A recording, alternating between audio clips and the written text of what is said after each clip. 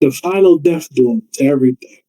And again, I just needed about 2 more weeks to withstand the price of tomatoes because ultimately tomato prices went back up. I caught malaria and pneumonia. I don't know. Hey, pneumonia is bad enough, right? But you come down with malaria. I had never been sick like that in my life.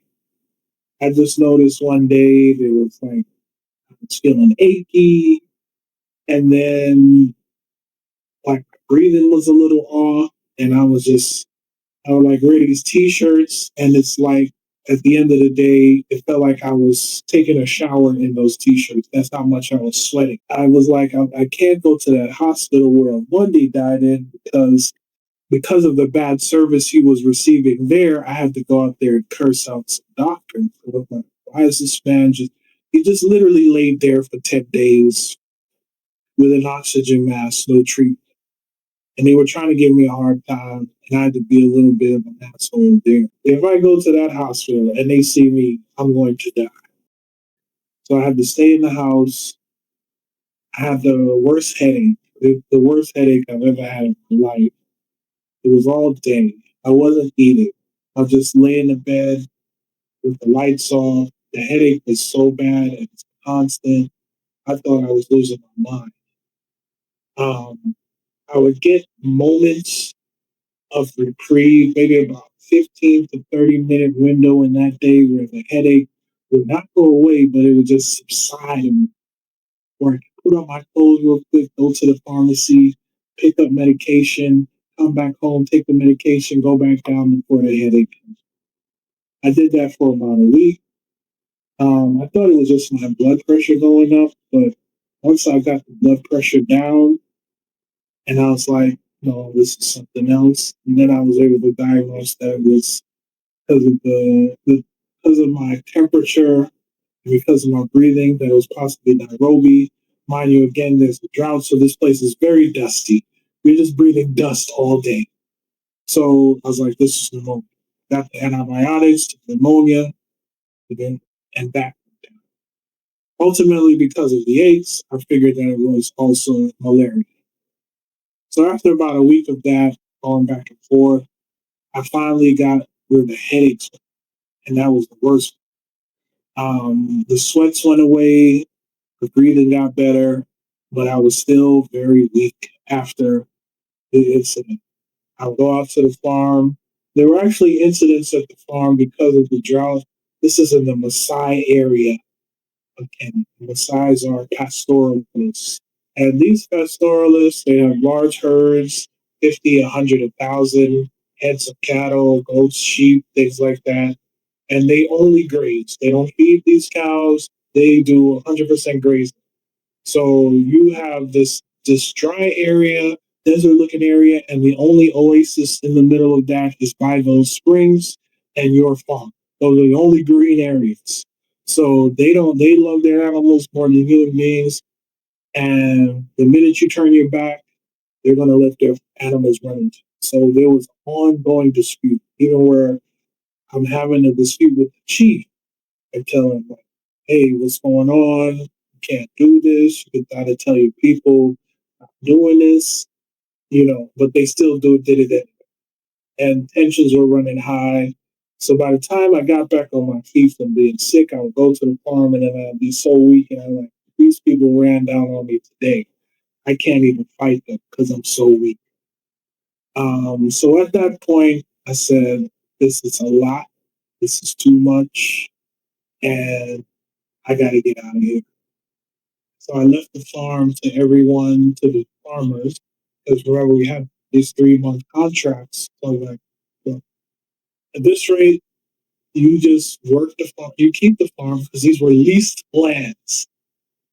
You keep the farm, you make the money. I already showed you how to work the boga business. You know all my vendors, go deliver to them. You know all the brokers who sell the nyanya, tomatoes and the peppers, and you pay yourself from it. And at that point, I went to Nairobi. I spent some time. I sold one of my cars. Um, I stayed in Nairobi for 3 months. I pivoted to doing a lot of things online. the content creation, website design, graphic design. It's just a bunch of things. And create coloring books that are sold on Amazon. And at some point in Nairobi, I said, well, Nairobi, there's nothing really to do in Nairobi that doesn't cost money. Just go to the coast. At least the beach is there.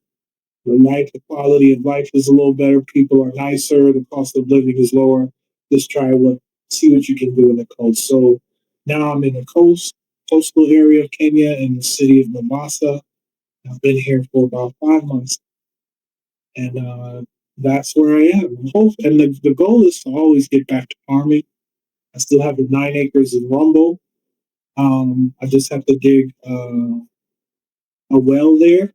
The water table is about 30 meters down on average in this particular area, as I'm told. It's virgin soil. So even when I plant this land, you don't even have to use so many fertilizers, because there's thousands of years worth of animal poop here mixed in with the soil. It's pure, it's virgin. I don't know if you've ever walked on pure virgin soil, like only animals and Maasai people in touch. Like it's like walking on a sponge, like pure land, like that hasn't been touched. These Maasai areas weren't even touched by colonial administration because the Maasai vigorously fought these colonies.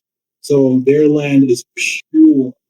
I've never seen pure soil in my entire life, but in this area, pure, pure. Like you walk on it, it's like walking on a carpet, like that.